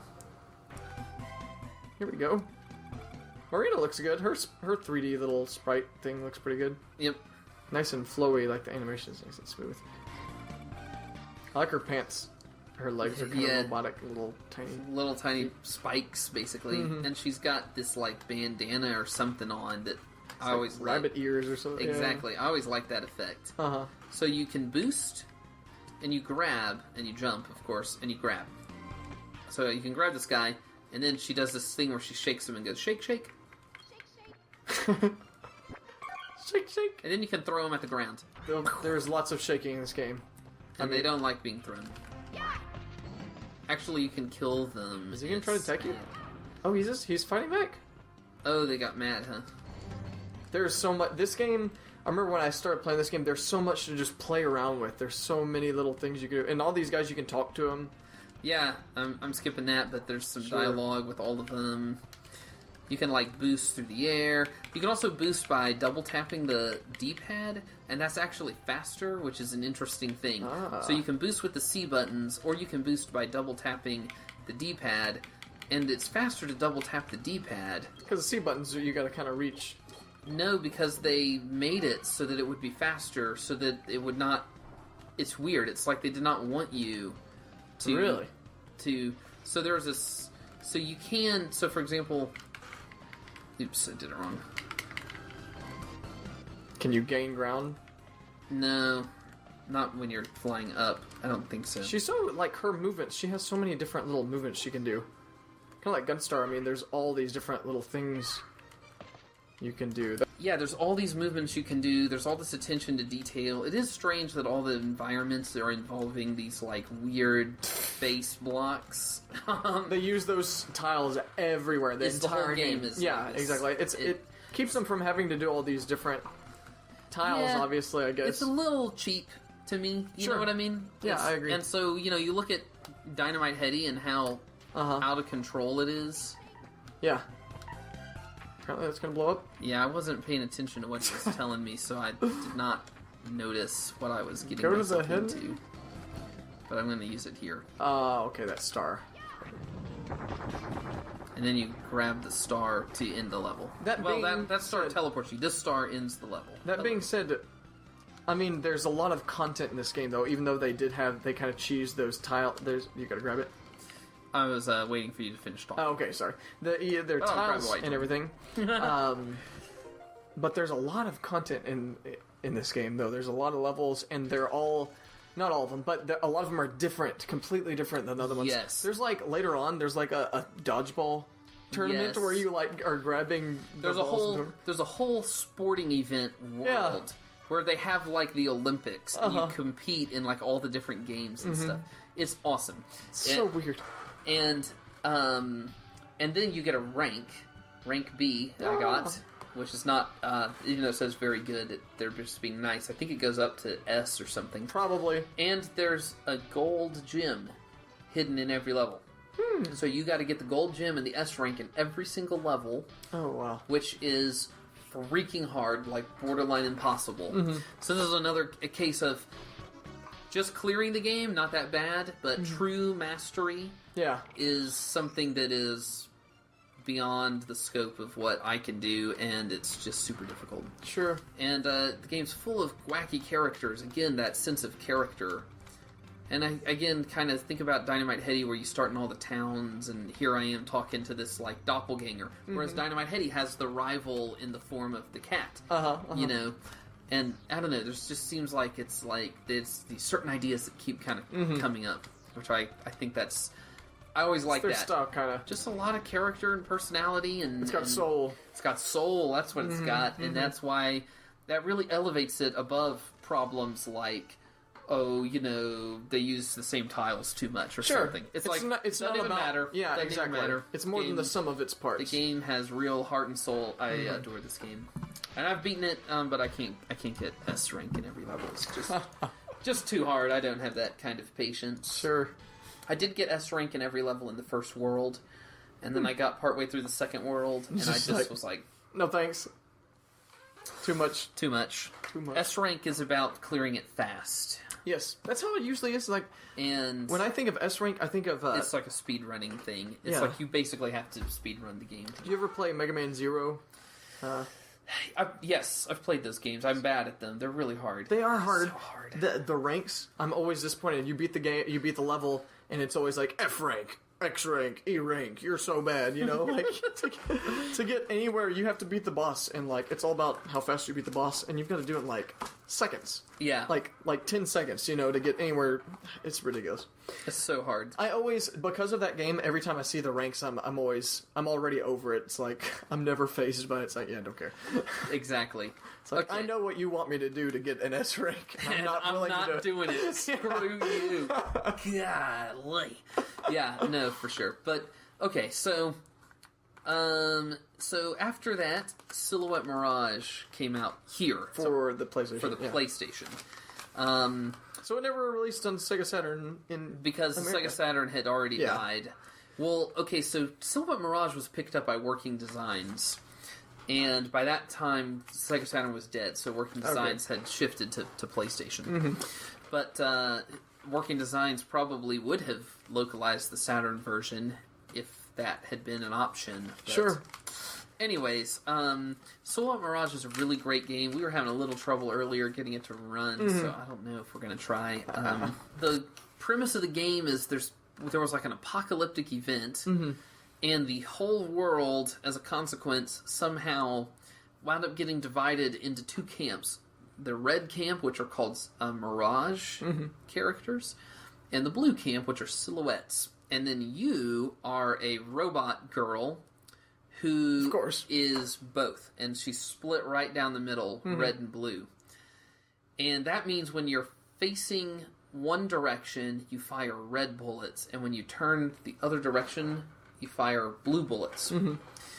And red enemies can only be damaged with blue bullets, and vice versa.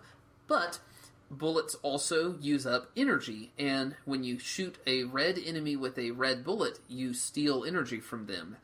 So you want to do both in order to get this energy.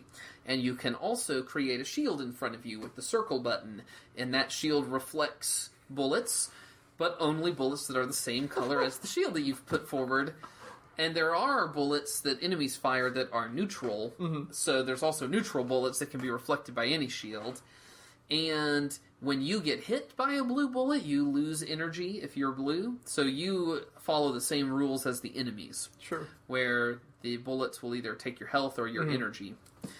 So and really detailed. It is for a platformer, incredibly intricate. And then the triangle button actually swaps which side is which. Yes, you can. So if you want to face to the right and fire red bullets, and then for some reason you need to continue facing to the right but fire blue bullets, you can do that. So like a red boss that was on the right side of the screen, you'd have to switch maybe. You'd want to switch. But switching takes a third of your energy, so you might not have enough energy to switch. You have to earn it. Oh my gosh. The game is so complicated. And if that wasn't enough, you can also grab enemies, like in Gunstar Heroes, using her hair, which has, they're like hands at the ends of her hair. Yeah. And they'll grab enemies, and they can shake them, you can punch them, you can throw them, and when you beat the enemies with her hair, money comes out. Yeah. And you pick up the money in order to buy new weapons at the shops, and the weapons level up. And if you run out of energy, the weapon that you ran out of energy with actually gets consumed in order to refill your energy. So you can actually buy a really expensive weapon and then be using it and then not pay attention and run out and lose it. Yeah. When if you had just switched to your default bullet, you can't lose your default bullet. Because that's what you want to do if you're ready. Goodness. It is so complicated. It sounds like such a high entry, kind of. These are hardcore games for hardcore gamers, kind of a thing. I mean, I don't know if we can say that term anymore because it's gotten really confusing. But these are games. Let me put it this way: these are not games for casual people who just want to have fun for a little while. Like, you are going to have to really work to even understand how to play this game, and your reward is a 2D side-scrolling kind of run-and-gun action game of like the highest possible caliber. Yeah, it is so good. And games like that, when you get good at stuff like that, it's satisfying to have a mastery over it and to feel good about and doing all these like artistic, almost like acrobatic things. And this game never is like that fast. So where Alien Soldier and even Gunstar Heroes has a certain frantic quality, I don't really get that feeling from Silhouette Mirage. It's a little more measured, but again, in true Treasure fashion, lots and lots of bosses. One thing I find interesting about this game, your character kind of homes in a little bit. Like, she kind of aims, like if you're shooting straight. She helps you out, which is kind of interesting. It almost helps reinforce that it's more, it wants you to focus a little bit more on the strategy, not have to worry as much about as to what decisions you need to be making at that time. Yeah, it's a little less of a twitch action game, and like you said, a little more strategic, intellectual, and tactical. Yeah. Anyway, it's a really good game, and I highly recommend it. Cool. I'll have to check that one out. Love that game. I've played it a little bit, but I need to work on the emulation. Get that emulation to run cleanly, or you can find it. Yeah. I'll check on eBay. I want to see how much. So that's Silhouette Mirage. We're getting near the end here. That same year, 1998, Radiant Silvergun, one of their famous shooters, came out. It's a really good game. Again, tons of bosses. Just a boss rush. I mean, just one after another. So this one's for the arcade. Was it ported to Saturn? It was ported to Saturn. Yeah. Never came out in America. What's up with that? Until it was released on Xbox in, 2012. I know, but why? What are we, I don't know. 2011, I think. Japan tends to be more into, the real hardcore action. Shoot 'em up. Yeah, bullet hells. Bullet hell. Yeah, and this game is sort of a bullet hell, I guess you could say. Yeah, it's very, very difficult, but I don't know if it's what you call a bullet hell. I don't know. It depends on... I mean, I'm sure once you get later on, the final boss and all that, I'm sure there's screen full... The thing that's unique about this game, though, I'd say, is the weapon system. You've got 3 buttons on this game. You've got A, B, C, and each... You don't have ammo. No. But you can choose to use one of 12 weapons depending on the combination that you press. So if you press the first button, you shoot a standard Vulcan cannon. Second button is a laser. Third button is I don't know, some spread shot. But you can do the first 2 buttons and you get a completely different weapon. Yep. The last 2 weapons, buttons, you get a completely different weapon. You can do all 3 and you get a sword or something, right? Yeah. There's a sword weapon. Some of these weapons are out of control, inventive. It's really amazing. Yeah, they're all completely different. They're all totally different. You have access to all of them from the beginning. Yeah. It's not like a game where you get different weapons through power-ups. You have them all the time. But each one of them levels up individually from killing enemies. Okay. So you have to ask yourself, which one do I want to level up? Because, again, it's like any other shmup. You kind of have that situation where the decisions you make right at the beginning wind up having huge problems, complications. It's like a skill tree almost, like, and then at the very end you... Because your best chance to level up a weapon easily is like in level 1. Yeah. So you could say, I'm only going to use this weapon and I'm going to maximize the level as quickly as I can. Or you could say, I'm going to focus on a strategy in which I use this and this, or whatever, mostly, and things like that.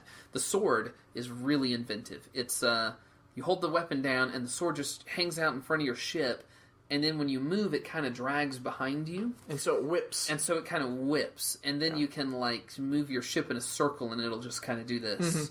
And so you have to kind of jerk your ship around and his sword kind of... It's like a fencer. And it will actually eat bullets in a lot of cases. Yeah. And it will do a ton of damage to enemies. But, of course, you have to be right next to them. It's pretty wild. And it can, like, absorb enough bullets to where it can do this, like, super move where it gets real long and goes, like, almost like scissors. It kind of wipes out the whole screen. Very cool. It's really cool. And you've got, lasers, and you got homing beams and homing lasers. There's a weapon that shoots 1 bullet in front of you and 3 behind you. So that you can hit enemies that have come from behind. And so they know that, and so they actually have enemies come up from behind, which almost never happens in shmups. And you have to be like, oh crap, switch. You gotta figure out what weapon to use. You've got to figure out what weapon to use, what the situation calls for. It's a very difficult game, and I've never gotten very far in it. I do own the Xbox version, but it's on Steam too now, I think. Really? I didn't know that. It might be. I'm not sure. It is on Steam. Not sure. What is on Steam? Ikaruga, which is like the spiritual successor to this game. And Ikaruga is a lot like Silhouette Mirage. I was about to say, it's Silhouette Mirage and... Radiant Silvergun. Had a baby. Had a baby. That's what happened. And that baby is Ikaruga. Yes. Shall we... There's a couple other games to talk about, but we can since we're on the topic, let's play a little Ikaruga. Let's play some Ikaruga here. So this was actually ported to... It was on the arcade originally, and then it got onto Dreamcast. GameCube and Dreamcast. It got on Dreamcast, and then it got ported to GameCube. Now it's on Steam. Yeah. It's a great game, though. It's a super great game. Here's your controller, sir. Thank you.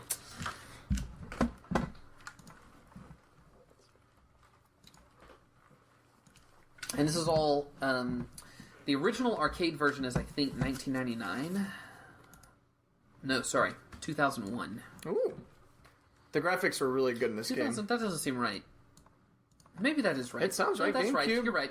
Because the GameCube version would have been like 2003. That's right. So this is the PC version. Yes. Let's see if our controllers work. Yay! So this is the demo. I haven't bought the full one yet. I'm going to whenever it gets a little cheaper. Just gotta wait, for the next sale. It's a great game. Can't go wrong with this game. Arcade mode. So this game, just like Silhouette Mirage, you've got 2 modes that you're in. So it's polarity is what it's called. So you have white polarity and black polarity. I'm sure they've got some cool fancy name that you know. No, I don't know, but yeah, they... Dark side and... Light side. Heavenly. Heaven or hell? Let's rock. Guilty Gear. Guilty Gear, son. Yeah. Love that series. Anyway, So if you're in the white mode, you can absorb white bullets, and if you're in the dark mode, you can absorb dark bullets. And you can only damage... No, that's not true. You can kill either... You do half damage, pretty much. See, when I'm white and I kill those white enemies, they shoot white bullets at me. See that? But that's okay, because I can absorb them. The problem is when you start needing to swap for other reasons, and you have just released a spray of white bullets at yourself, and now you need to swap, but now it's... and then we're playing as 2 players, so we need to kind of be synced up on what we're doing. We need to kind of coordinate. So we generally want to be the same color, so we don't accidentally shoot white bullets at us while we're black, while one of us... kind of like that. You just... It's difficult. This game uses this in a lot of inventive ways. We'll come up to a part pretty soon, though. I owned this on the GameCube, and I got pretty good at it, but I can't finish it. It's a very difficult game later on. But I got really good at the first few stages, and it's a lot harder now playing it like this, 2-player, because I'm so used to what my strategy was, and then I can't really employ my strategy without damaging me, possibly. Yeah, or just what you're doing is releasing bullets that affects me. You know what I mean? Mm-hmm. So you can see how you'd have to develop like a whole new strategy teamwork for 2 people. Mm-hmm. Yeah, teamwork strategy. This would be a fun game. We might have to look into getting good at this or something. Yeah, that would be kind of fun. I would love to. I would love to finish it. It's so hard. I've gotten to like the 3rd level. Okay, so check this out. We're gonna have to switch our polarities to get through some of these bullets. So this guy shoots, and now we gotta go down. We can't be white right now, or we'll just get dominated. And this game uses these kind of elements. And now we've got to switch right there, and it's already. See. So one thing, when we're absorbing these bullets, you see we have these little meters on the left and right side. So you're really better off switching. You're better off just stop shooting, switch, start shooting again. Yeah, so you don't accidentally... So you don't... Man. I know, I got killed so many times. First level.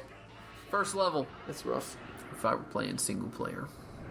Aren't the graphics good, though? This game looks solid. Oh, this game holds up. This game holds up nicely. Oh. And it's very, very well made and well designed, and we suck. Okay, so we're almost done, but let's talk about a couple games. First of all... Bangai-O. Is a action shooter game. You're like a mech. You fly around and you're tiny. You're tiny. You're very tiny. It's kind of awkward actually. And you fly all around and you shoot all these missiles. And it's that game's very hectic. That game's back in the what the heck is happening. I can't even keep track of what's on screen. Sure. That's like 50% of their games. Yes. Or more. I can't imagine. Probably I mean, I think about the people who have the kind of like you'd almost have to have like ADD or like, or like not just ADD. I'm trying to say like autism, like that ability to just completely stop time. Yes, honestly. Yeah, I'd be able to focus on everything at once. To focus, the level of focus that you would need, it's amazing. Now, Bangai-O. We're talking about it now because it came out in 1999 on the N64 in Japan.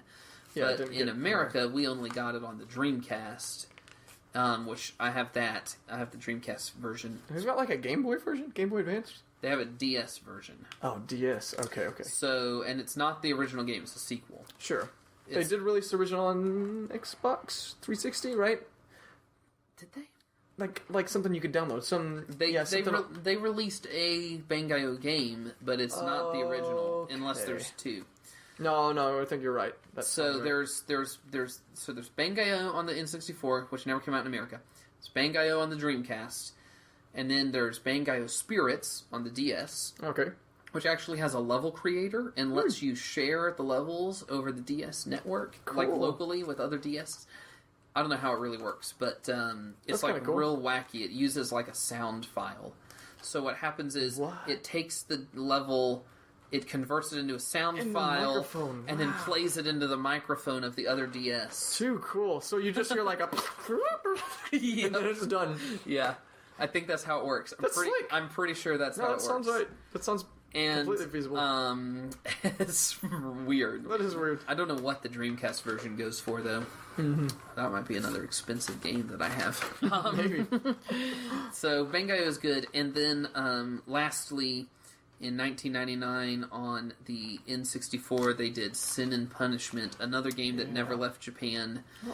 It got... And to make that even more bizarre, they recorded all the cutscenes in English. In English, yeah. So you get the Japanese game, and all the text is in Japanese, and all the dialogue and all the talking is in English, and they didn't release it here. They didn't have to re-record anything. It was just a matter of switching some text. Switch some text, and you're done.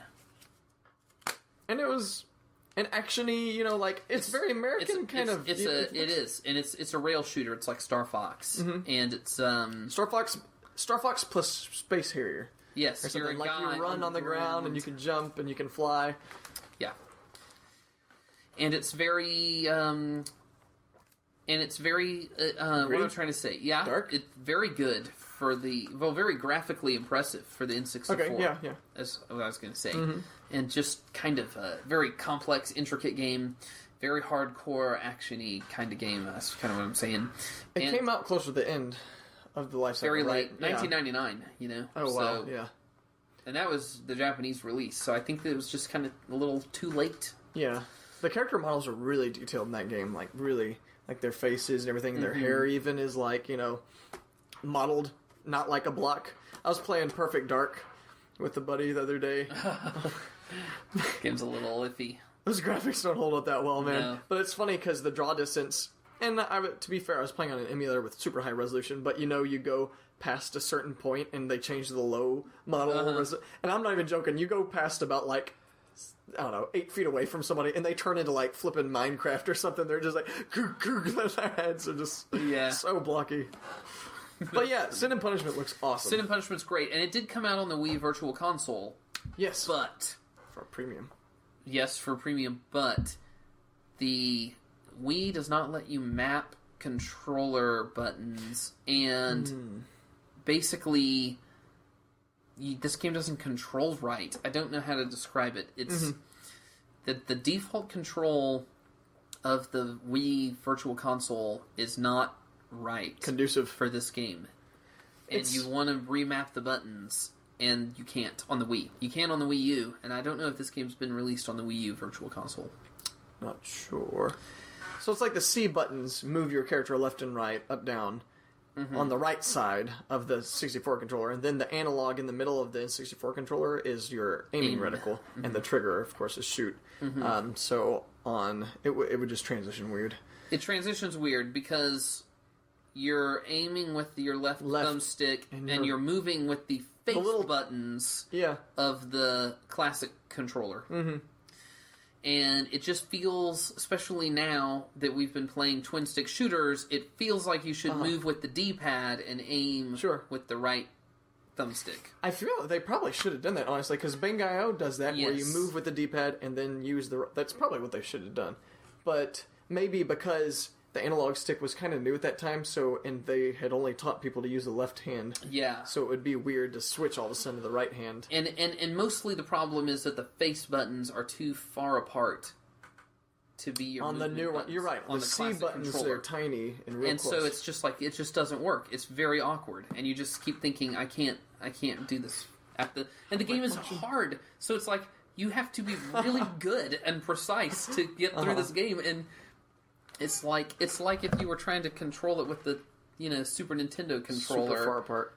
And these are your movement buttons. It's just awkward. Fair enough. I don't. But it is a good game, though. It's a very good game, and I mean, if you think you can put up with it, and if you can master awkward controls, I have to say, Treasure loves pushing the boundaries of what a controller can do. They're like, hey, what can we do with this controller? Hey, Alien Soldier, you got 3 buttons, and you've got like 10 different moves. It's so complicated. I don't know how much you have to practice that game to get to where that's second nature. But that's what it needs to be, because it's so bleeding hard. So, wow. It's a game that is a developer for people that really like hardcore games, whatever you want to call them. Legit games. It's a class of its own, for sure. It's a class of its own, yeah, exactly. They do make a very specific type of game, though. You can look at a game and you can kind of feel... So that Treasure thing going on. Yeah, like, I don't know, Astro Boy for the Game Boy Advance came out later. Awesome game, kind of like... Very good game. Yeah, licensed, a really good licensed game. Like that McDonald's Treasureland adventure. So we'll just say, I mean, I can rattle off the games that we're not talking about in detail, because they're still around, and they made several more games. They did Stretch Panic on the PS2, a very kind of bizarre and kind of flawed, deeply flawed game that's also very, very short. But these days, if you get it used for like $5 or something, it's a curiosity. And that was really the first indications that things were going wrong. Could not transition into 3D games. They just really struggled. Sin and Punishment is their only successful 3D game franchise, I would say, and it just goes to show that they should stick to like rail shooters and things like that. And it's not even that successful, I would say. Well, I mean, it hasn't really sold that well. No, but I mean, gameplay-wise. Gameplay-wise, yes, they don't make 3D games very well. They did Wario World on the GameCube. I like that. It's actually an okay game. I enjoyed that game, It's pretty good, but again, very short, kind of short. He's got a shake as well. They do that like every game. He's got all these grapple moves. Going all the way back to Gunstar Heroes. You grab enemies and throw them. So there you go. And they did a bunch of Game Boy Advance games. They did Gunstar Super Heroes, a sequel to Gunstar Heroes. Yes! Which is solid. A very solid also game. Pushes the Game Boy Advance to its limits, just like everything else they do. They did Astro Boy, a really good game. They did Advanced Guardian Heroes, is what it's called. I didn't know they did Guardian Heroes. They did that? It's a bad game. It's so bad. It's like it's one of their worst games, unfortunately. I would say that's one of the worst games. I'm, seriously, man. I tried to get into that game because I remember when it came out, I was so excited. My neighbor got it actually, but I was so excited because I always heard the hype. The hype around it was large. Like, oh my gosh, they're finally bringing Guardian Heroes to America, and then it was not good. Yeah, or not America, but off of the Saturn. Yeah, and again, a sequel. For a long, long time, they didn't do sequels. Yeah. They did no sequels. I think the first sequel they ever did was Gunstar Superheroes on the Game Boy Advance in, 2002. Like 20 years... No, not 20 years. But more than 10 years after they'd been founded. Yeah, anyway, they went years and years without doing sequels. So, they did a Tiny Toons game on the Game Boy Advance? They did a Tiny Toons game, yes. That game, I haven't played it, but it I haven't played it. I've heard meh. Graphics are I've heard skip it. Yeah, the graphics are good. They've got that trademark. And they did Sin and Punishment Star Successor, the sequel to Sin and Punishment, on the Wii, and that is secretly the second or third best Wii game. Oh, you think so? Oh yeah. Oh, that game is good. Good. That game is really, really good. And the graphics are cool. It's all, it's very modern for a Wii game. It looks very un-Wii-like. I don't know. I can see it being on the PS2. That's bad that I'm saying that, but I can see it being on the PS2 anyway. As far as it looks like a PS2 game in a lot of ways. Yeah, it's again, it's a rail shooter. It's the Star Fox game the Wii never got. Yeah, that's really, really. It's got tons of bosses. Again, it's like a boss rush kind of mentality, just one after another. I love the levels. So it's not just like your typical shoot 'em up where it's left to right scrolling or whatever. You will be going into the screen, and then sometimes it goes left, and then sometimes you're just going all over the place like Star Fox or something. It's very varied. Each level has different segments and I love it. Sometimes you actually get to run on the ground and stuff, and it's almost like a platformer with all this stuff. You can play that game 2-player. The second player doesn't have an actual character though. They just kind of use the light gun, use the pointer, but it's and really you fun. can deflect bullets. Yeah. So there's this whole mechanic where the best way to damage a lot of the bosses is to actually deflect certain attacks back because your bullets barely hurt them. Yeah. And that means your instinct is to get as far away from their bullets as possible and avoid them, but sometimes you want to just let them come right at you and you kind of use this sword thing and go yeah. And it's great. The game is really, really good. That is a really good game. Very, very good game. I need to. So I'm about halfway through that one. I need to beat that, and then I would like to play the first one as well, just to see where it stacks up. Yeah. Yeah. So let's see. I can't. I'm sure there's a few other things. They did Xbox ports of some of their other games. They did the Guardian Heroes HD. They did Radiant Silvergun. They did the Xbox version of Bangai-O. And then after Sin and Punishment, after Bangai-O and the Advanced and the Guardian Heroes HD, those are the most recent games to come out in America. Yeah, I was about to say, and it's been 4 or 5 years. But according to Wikipedia, they did do a couple more 3DS games. Oh. And they're licensed based on some manga. And they're action brawler games or something. And I don't know if they're good or not, but they're still around and they still do stuff. Yeah, and they're pretty consistent as far as quality goes. They're one of the... More or less. Yeah, one of the better they've definitely developers. suffered, they've struggled ever since the... Sure. Ever since the Genesis, really. That's when they were golden age. They did great work in the 16-bit games, and they did solid, good to great work in the 32, 64-bit era. Yeah. And when it moved to the PS2 era... Yeah. They really started to struggle, and since then they've only released a handful of good games. That's the reality of it. Yeah. Since the PS2 era, they released 2 good Game Boy Advance games, and Sin and Punishment Star Successor and Wario World is okay. Yeah. And that's really they just need to stick to 2D. They just need to stick to 2D. And the reality, for a long time was that wasn't an option, but now, you look at Shovel Knight, you look at just, I don't know... It's coming back in style. It's come back in style, and, that is a viable option again, and I think that if they're smart, they will just go back to doing what they do best, 2D action games with these intricate, complex gameplay systems.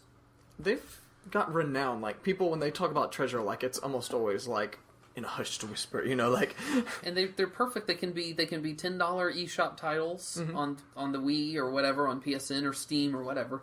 And, yeah, they could even be more. They could be $20, you know? I would pay $20 for, like, a really good game like this, you know? Yeah.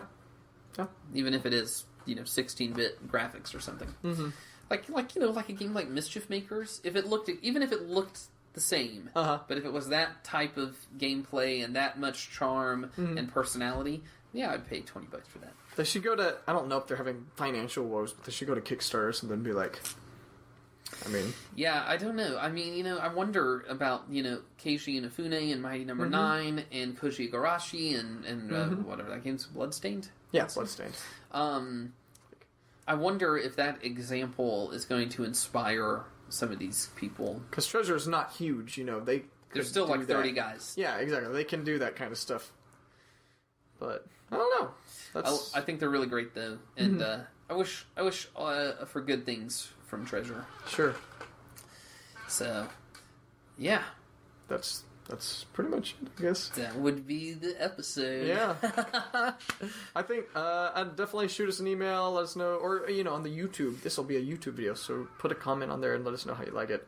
I like doing the video episode. It's fun. It is. It's a little different. We'll see how it goes. Again, we played through Gunstar Heroes. It was like, we played through it in about 2 hours or so, but it'll be on here too. I'll probably post a link on the description. Would have been shorter, except we suck. We're thoroughly mediocre as far as... But yeah, check that one out if you want to check more of Gunstar Heroes out. And, yeah, I don't know. Do you know what we're doing? What are we doing next? I don't know. We'll figure it out. Who knows? Figure it out. It won't be a video episode, probably. It'll probably be just a straight-up podcast. But we'll do another video episode eventually. We'll play through some more games. Yeah, do some stuff. Good stuff. All right. Well. Cool. This is TJ Chapman, signing out. Michael Vianta, signing out. Later.